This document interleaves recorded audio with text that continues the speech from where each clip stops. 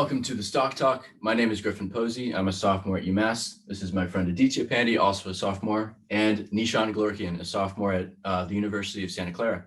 Today, we're going to be talking about the basics of the stock market and investing and why you should start investing at a young age as opposed to waiting until you're older. So the first topic I wanted to bring up was the stock market during the pandemic. Obviously, the whole market crashed in about March or April, and it's been pretty strong since then. People were calling it the shortest bear market ever. A bear market is when the whole market is in a downtrend. So because it was so short, the market's been very green, which means it's been going up. And I wanted to ask you guys, where do we see the new vaccine news fitting in with the whole market? Well, I think people right now, it's right after Biden was elected, so the stock market is doing a little better. So people are optimistic, but people are also looking at this race almost to get the vaccine. Every couple of weeks or every week we hear a different percentage of like how effective the vaccine was. So earlier we heard that Pfizer was 90%, and this morning, on Monday the 16th, November 16th, we heard that Moderna's came out with a 94 or 95% effectiveness. So it's very interesting to see these numbers going up, and we're getting closer and closer to an actual vaccine that will be tried. At least they'll try to administer it to the public, and depending on how they accept it. For sure. I mean, one question I would have for the vaccine would be how they would distribute it, just because with mass production and mass distribution for this type of thing, everybody in the world is going to need it.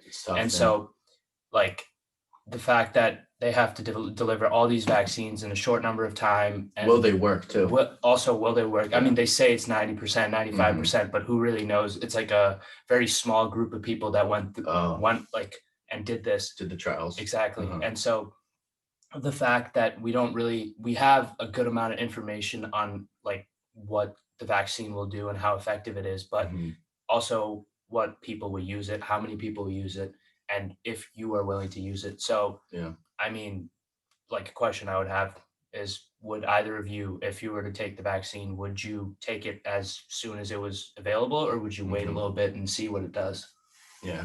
I mean, on that front, I think I would definitely wait maybe a couple of weeks to see if there were any immediate like harmful effects that would come from the vaccine, just because we don't know a lot about it. Like, sure, it could be 94% effective, but they obviously have incentive to raise those numbers because whoever develops that vaccine and monetizes it is going to make a lot of money. Yeah, exactly. Nishan, what do you think? Well, I would agree. I would wait, but I think I would wait more than 2 weeks because there are a lot of medical professionals, a lot of public leaders, a lot of people who are public servants, people who are necessary, the necessary workers or the valued workers who help keep this country running. So when we have crashes like this, we don't crash and burn, we struggle on, but we survive. I think they would administer the vaccine to those type of people so we can get everything back and running to 100%. And I think the public won't get, in my opinion, the public won't get the vaccine for a while. As when it comes out, there'll be a big buffer zone. And I think an important thing is everybody should be watching the results and the effects of the vaccine on these people who first get it. After you see that, then make your judgments. And I think personally, that's going to take a minimum of between 2 weeks to maybe even month and a half.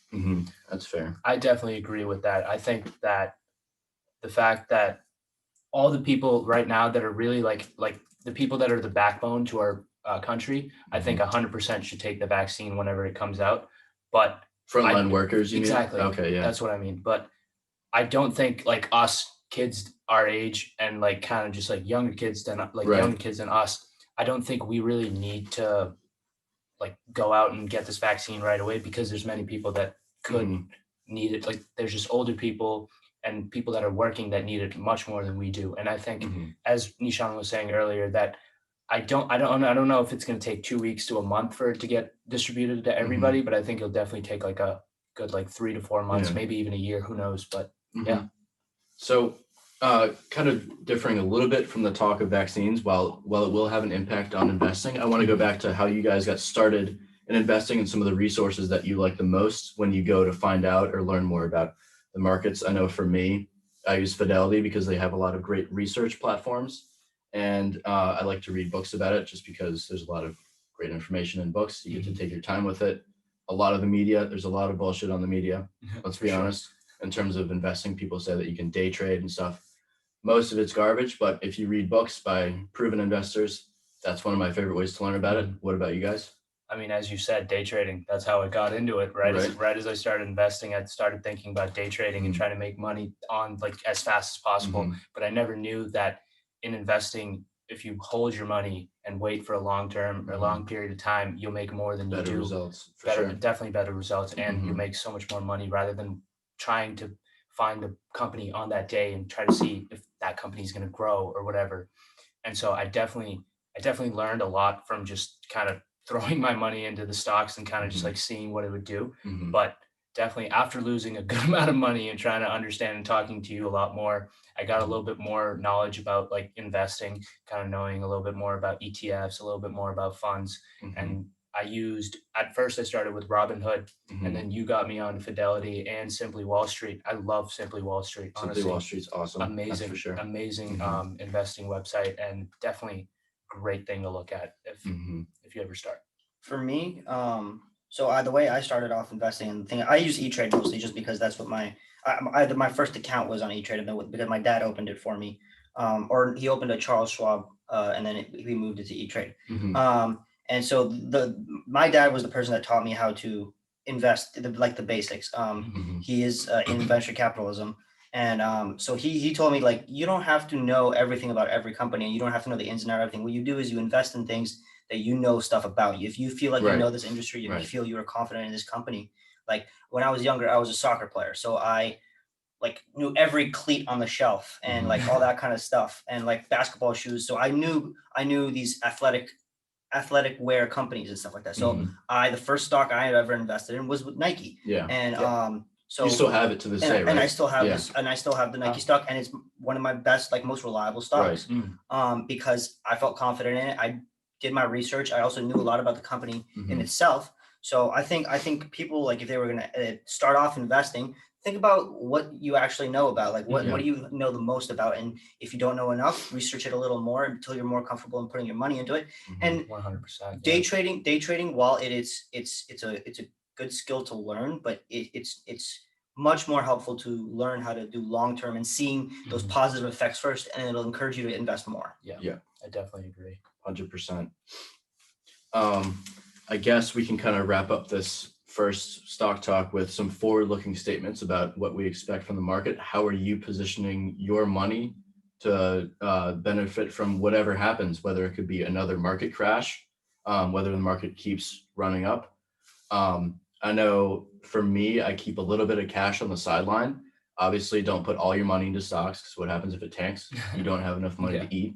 But I would say 10-15% of all your money should be into stocks, just because it helps your money grow. You know, if you keep your money in a bank account, it's going to grow for like 0.68% or whatever.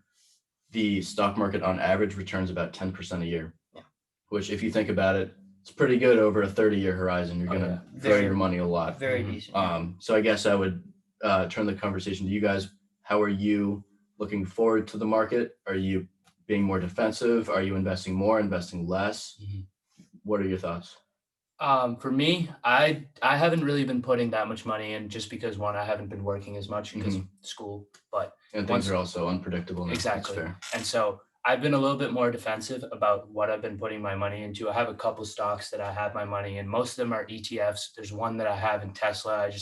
I put it in Tesla because, I don't know, I just feel like that company has a good, bright future. And so that's why I put a little bit of money in there. But for right now, I've been a little defensive, just because seeing the all-time highs after Biden becoming president and all that stuff, concerning. It's like, I feel like right now isn't the greatest time to get in. Maybe if it tanks, who knows if it will tank or it'll just continue going up. But for right now, I definitely am a little bit more defensive. But once I start working a little bit more, and as you said, like, you don't have to put all your money into the stocks. You kind of just put like 10%, 15% of your money, and you could get great returns on it. So I think I agree with you. At least right now, especially between administrations, it's a very risky time to do it. But even in my opinion, it's always a good time to play with the stock market. If the market's high, you can call that you can either short, or you can pull your money out and watch people's things fall and go back in. For sure. Or if say we were in like March or April, or it was more like May or June, when like it really, like the stock market really took a dip. Great time. Perfect time to invest in. For sure. So like people, and you're at home, so you're not like you're not out and about, so you have a bunch of time to do research and look into companies and stuff like that. So everybody goes down, so you have everybody's prices are low. You invest in what you believe in, and if you invest in, say, an index fund or an ETF that's tracks the market or tracks an industry, those industries in the market are gonna stabilize again. So you will just make money from its natural flow rather than having to predict whether it's gonna go up or not. Yeah, for sure. I guess I would end this first podcast by quoting the legendary Warren Buffett: "Be fearful when others are greedy, and greedy when others are fearful." And on that note, we will see you next time. Adios.